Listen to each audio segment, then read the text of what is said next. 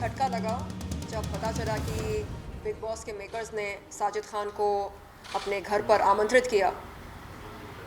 ये उम्मीद नहीं थी बिग बॉस से, बिल्कुल नहीं थी। ख़ास तौर पर सलमान खान सर से ये उम्मीद नहीं थी। एक्चुअली 2005 में मेरे पापा ऑफ हो गए थे, अप्रैल का महीना था। उन्हीं दिनों में साजिद खान ने मुझको बुलाया अपने घर पर एक स्टोरी नरेशन के बहाने। तब मुझे नहीं मालूम था कि साजिद खान असल में कितना गलीज़ है, कितना घटिया है, ये सब नहीं मालूम था। तो ये सोचकर मैं गई कि बंदा जो है वो फराह खान का भाई है, फिल्म मेकर है, बड़ी फिल्में बनाता, चलो इसके साथ काम करते हैं, जुड़ते हैं, बॉलीवुड में कुछ बड़ा करते हैं, बड़ी हीरोइन बनते हैं। ये सपने देखकर मैं गई वहाँ पर। मैं परेशान, मैंने बोला अभी कुछ दिन पहले मैंने अपने पापा को खोया, आप क्या कर रहे हैं? ये क्या है? कोई मजाक है क्या? कोई प्रैंक कर रहे हैं आप मेरे साथ? तो नहीं नहीं नहीं, प्लीज़ टच इट ना, फील इट ना, कैन यू रेट इट? ये रेटेड रेटेड रेटेड क्या तो भी है ये नॉनसेंस। मैं हिल गई पूरी तरह से। मतलब एक यंग लड़की, I must have been 18, 19, 20 and at such a young age I lost my father. तो हमदर्दी दिखाने के बजाय, सहानुभूति दिखाने के बजाय बंदा अपना प्राइवेट पार्ट दिखा रहा। उसके बाद मतलब समझ में नहीं आया मैं क्या करूं, कहाँ जाऊं, किससे शिकायत करूं। मैं फराह खान से करूं शिकायत? कौन फराह खान? वो फराह खान जो शाहरुख खान के इतने करीब हैं, जो टॉप सुपरस्टार्स के साथ काम करते हैं, उनके पास जाकर मैं क्या शिकायत करूं? तो मुझे लगा मेरी ही गलती है, अगर मैं नहीं गई होती तो ये सब नहीं होता। तो कई साल तक मैंने खुद को कसूरवार ठहराया उस वारदात के लिए। फिर धीरे धीरे जब मीटू मूवमेंट शुरू हुआ तब एहसास हुआ कि अरे इस बंदे ने न सिर्फ मेरे साथ बल्कि और भी कई महिलाओं के साथ गलत किया, अत्याचार किया, उनका यौन शोषण किया। तो ये हैबिचुअल सेक्सुअल प्रेडेटर है, हैबिचुअल मोलेस्टर है। अब क्या देखने को मिल रहा कि इस मोलेस्टर को बिग बॉस के मेकर्स ने अपने घर में पनाह दी, उसको आमंत्रित किया गेस्ट के तौर पे। तो ये देखकर चिढ़ मची कि अरे जिस इंसान ने कई महिलाओं के साथ अत्याचार किया, यौन शोषण किया, उसको बिग बॉस के मेकर्स बुलाकर उसकी मेहमान नवाजी कर रहे, खातिरदारी कर रहे। हाँ, बोल रहे आओ खेलो, हमारा गेम खेलो, रियलिटी शो में भाग लो। रियलिटी शो है ना, उसकी रियलिटी बाहर आने दो ना। आप क्यों छुपा के रख रहे हो उसकी रियलिटी? उसको आपने मौका दिया बिग बॉस के घर में आकर खुद को पेश करने के लिए। हाँ, कैसे खुद को पेश कर रहा वो? जैसे कि कुछ भी नहीं हुआ उसके साथ, मतलब उसने कुछ किया ही नहीं लाइफ में, कुछ भी गलत नहीं किया, निर्दोष एकदम ऐसे पेश कर रहा खुद को। तो हमको भी बुलाओ, सारी पीड़ित महिलाओं को बुलाओ बिग बॉस के घर के अंदर, हम भी जाते, हम भी बात करते उससे, हम पूछते उससे क्या किया बे, क्या किया हमारे साथ, बोल। तब हिम्मत नहीं थी बात करने की। हम लोग यंग थे, हमारे पापा गुजरे थे, तब हिम्मत नहीं थी। आज हिम्मत पैदा हुई। चल निकाल अपना प्राइवेट पार्ट, निकाल। रेटिंग चाहिए ना, चल देते रेटिंग, नेशनल टेलीविजन पर हम देते रेटिंग।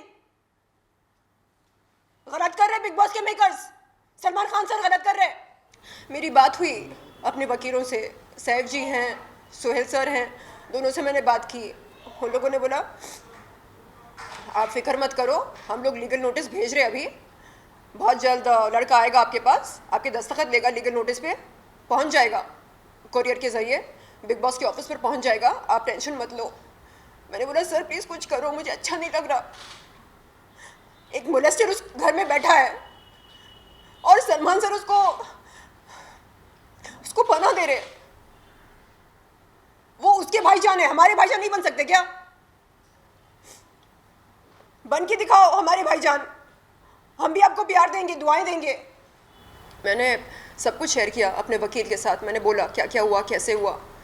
तो उन्होंने बोला कि हम आपके साथ हैं, हम ये केस लड़ेंगे आपके लिए, प्रो बोनो लड़ेंगे, क्योंकि यहाँ पर सिर्फ आप नहीं बल्कि और भी कई महिलाएं इन्वॉल्व्ड हैं, हम आप सब के लिए लड़ेंगे, ऐसा बोल के उन्होंने पेपर वर्क शुरू किया।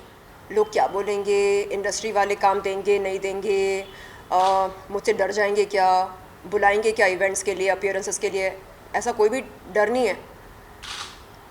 मैं लॉ की पढ़ाई कर रही हूँ और मेरी रोज़ी रोटी चल रही है, तो काम का कोई टेंशन नहीं है मुझे। आप लोग नहीं बुलाना चाह रहे, मत बुलाओ। मैं थूकती हूँ ऐसे काम पर जिसके लिए महिला को किसी के प्राइवेट पार्ट की रेटिंग देनी पड़े। ऐसे काम को मैं अस्वीकार करती हूँ। मैं ठुकराती हूँ ऐसे काम को, मैं थूकती हूँ ऐसे काम पर। नहीं चाहिए मुझे बॉलीवुड के ये डबल स्टैंडर्ड्स, नहीं चाहिए। यहाँ पर क्या क्या चलता सबको पता है। ड्रग्स लेते, नेपोटिज्म चलता, फेवरेटिज्म चलता, सेक्सिज्म चलता, खुले में क्या बोलते हैं उसको, डिप्रेशन के नारे लगाते। अरे मैं डिप्रेस्ड हूँ, मैं डिप्रेस्ड हूँ बोल के बोलते रहते। और बंद कमरे में क्या करते सबको पता है। दम मारो दम चलता, नशा करते, गांजा लेते, चरस लेते। सबको तो मैं नहीं जानती। हाँ, एक बंदा है जो मोलेस्टर है, आरोपी है, उससे ज़रूर बात करना चाहूँगी। मैं दिखाना चाह रही कि अब मैं डरती नहीं उससे, ना उससे डरती हूँ, ना जो लोग उसका समर्थन करते, उसकी माइंडसेट का जो समर्थन करते ना जो लोग, उनसे भी नहीं डरती मैं।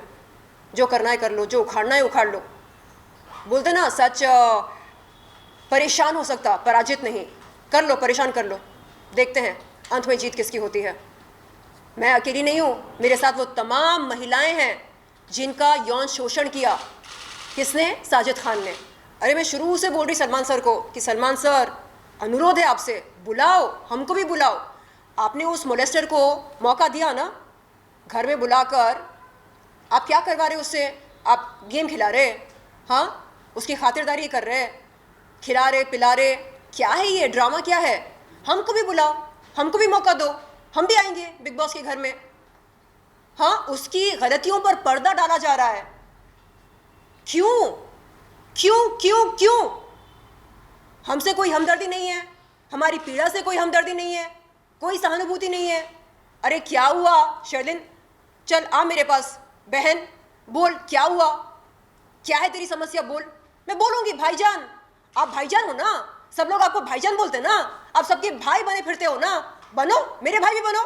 मेरे मोलेस्टर को अपने घर से बेदखल करो। ये बहन की आरजू है, गुजारिश है मेरी एक भाईजान से।